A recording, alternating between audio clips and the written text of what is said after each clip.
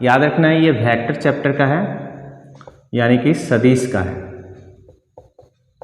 ठीक, सदिश का एमसीक्यू है और ये पार्ट 2 है, ये भी याद रखना है आपको।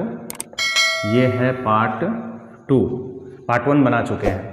तो चलिए वीडियो को शुरू करते हैं, अच्छे से समझ करके एक्सप्लेन के साथ समझते हैं। वह सदिश जिसका मूल बिंदु नियत हो या स्थिर हो, मतलब कुछ सदिश ऐसे होते हैं जिनका मूल बिंदु स्थिर होता है, हिलता नहीं है, एक जगह से दूसरी जगह जाता नहीं, तो ऐसे सदिश कहलाते हैं स्थानीय या नियत सदिश। वह सदिश जिसका मूल बिंदु स्थिर नहीं होता वो कहलाते हैं मुक्त सदिश। एक ही तल में स्थित सदिश क्या कहलाते हैं? कुछ सदिश ऐसे होते हैं जो एक ही तल में होते हैं, तो एक ही तल में आने वाले सदिश कहलाते हैं समतलीय सदिश। दो या दो से अधिक सदिशों का प्रभाव जिस सदिश के बराबर होता है, मतलब जब दो या दो से अधिक सदिश का प्रभाव एक सदिश के बराबर हो तो जो जिस सदिश के बराबर होगा वो होगा परिणामी सदिश, और परिणामी सदिश को इंग्लिश में रिजल्टेंट वेक्टर कहते हैं। इसलिए आपको याद रखना है कि उसको हम लोग आर से सूचित करते हैं। परिणामी सदिश का फॉर्मूला होता है आर बराबर ए प्लस बी, वो भी वेक्टर फॉर्म में है, ये याद रखना है। अगला क्वेश्चन है परिणामी सदिश का परिमाण। तो परिणामी सदिश का जो परिमाण होता है उसका फॉर्मूला होता है आर बराबर root over A square plus B square plus 2ab cos theta.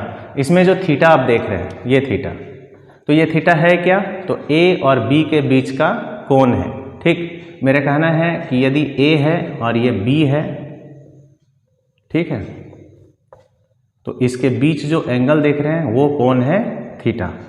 अब कह रहे हैं परिणामी सदिश की दिशा अगर निकालते हैं तो उसका फॉर्मूला होता है tan अल्फा बराबर b sin theta by a plus B cos theta. अब इसमें स्पेशल केस मीन्स क्या कि दोनों के बीच के कोण पर डिपेंड करता है। अगर दो सदिश है, दोनों के बीच का कोण अगर 0 डिग्री है, 0 डिग्री का मतलब हो गया कि दोनों सदिश एक ही दिशा में हो।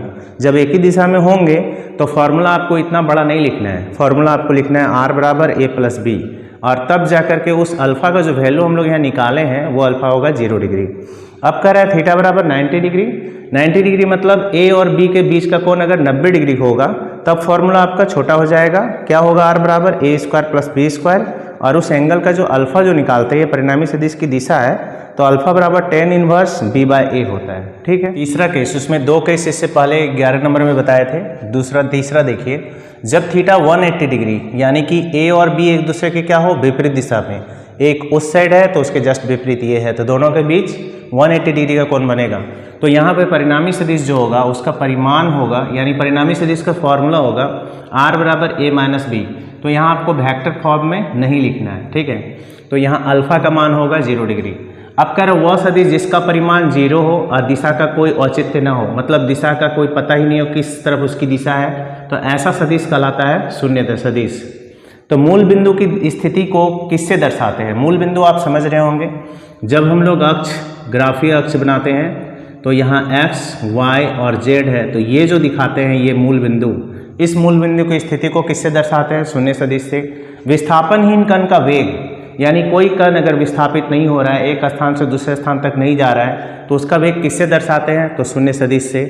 किसी सदिश को 2 या 2 से अधिक सदिशों में विभाजित करने की प्रक्रिया क्या कहलाती है? ये बहुत इंपॉर्टेंट है। तो विभाजित करने की प्रक्रिया विभेदन यानी कि रीसोल्यूशन कहलाता है। किसी सदिश के विभेदन से प्राप्त भाग क्या कहलाते हैं? तो वो कंपोनेंट यानी कि घटक कहलाते हैं। वह सदिश के घटक, अगर कह रहा है कि जब सदिश के घटक एक दूसरे के लंबवत हो, यानी कि अगर कोई सदिश है, जैसे ये सदिश हो गया A, तो इसका एक घटक AX होगा और एक घटक AY होगा, तो ये दोनों कितने डिग्री के कोण पर है? 90 डिग्री पे। तो जब ये एक दूसरे के 90 डिग्री के कोण पे हो तो वो कहलाते हैं आयताकार घटक, और इसको रेक्टेंगुलर कंपोनेंट बोलते हैं। एक्स अक्ष की दिशा में सदिश A का घटक क्या है? तो इसका फॉर्मूला होता है AX बराबर A cos थीटा, और y अक्ष की दिशा में इसका सदिश का फॉर्मूला होता है AY बराबर A sin थीटा। और घटक के रूप में, अगर हम घटक के रूप में किसी सदिश को लिखते हैं तो फॉर्मूला होता है, मतलब 2 घटक होना चाहिए, तो A स्क्वायर x और A स्क्वायर y प्लस में रूट ओवर, है ना।